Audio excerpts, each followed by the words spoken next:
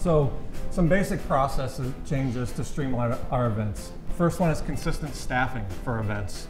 In the past, the people who were doing what I do now, which is timing and organizing these events, it was somebody who worked part-time in the store, part-time on the weekends.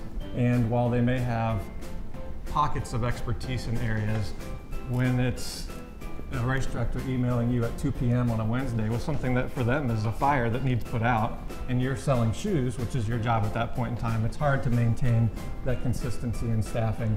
And then also the people that are helping you on the weekends with the basic setup and everything of your events. If you have new people coming in every Saturday, every Sunday, you're having to spend half of your time at a race event teaching them how to inflate an arch, how to hook up a timing mat.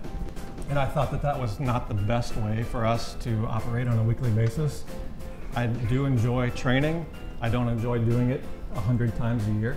So we looked at hiring staff that works with us on the weekends. Their sole responsibility is to serve as my right and left-hand people.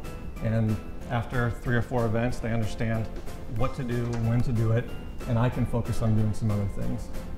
From our website standpoint, we had no consistency in how things were listed on our calendar. Some races that put a lot of effort into getting us information that they wanted on the website, we'd build out the web page for them.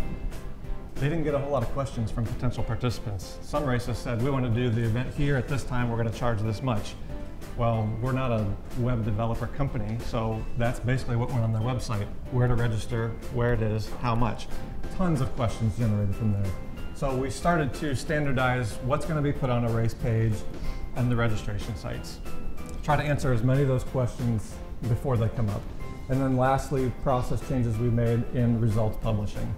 And we've taken our standard to be from, when I first started, it was a race happens at 8:30 in the morning. By 2 p.m., we'll have your results online. Now that's better than the old days of Wednesday in the paper.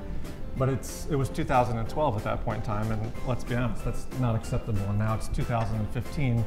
If people have to wait more than 5 minutes to get their results, then they're going to find another option, another race to go to. So we've taken that process from 2 p.m. on race day to within 3 hours. Once we started adding internet at our races, and I know that for some people that's like if you're a timer now, that's part of your process. You have mobile internet, you have all that, the technology in place. Now we do. I feel like we've joined the 21st century, but when we made that leap, it was literally from one day to the next. We revolutionized how our events took place.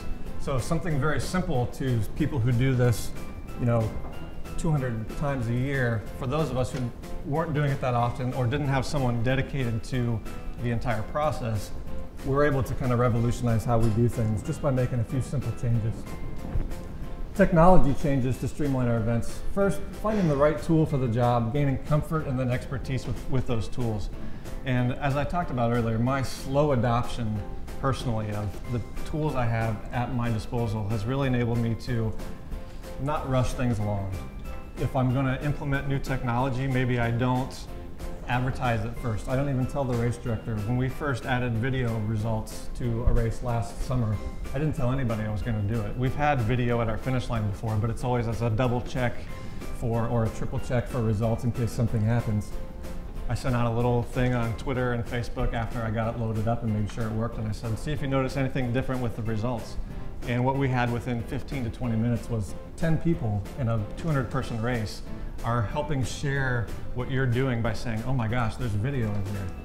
We'll talk a little more about it later, but that's really something you expect when, locally for us, you run the Columbus Marathon, 18,000 people, you expect to get those pieces of technology.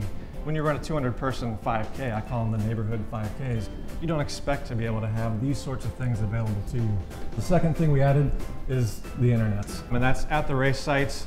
In the past, like I mentioned, we didn't have the ability to do anything web-based on site. Once you add a hotspot, if you have something that works, then you can really do a lot more.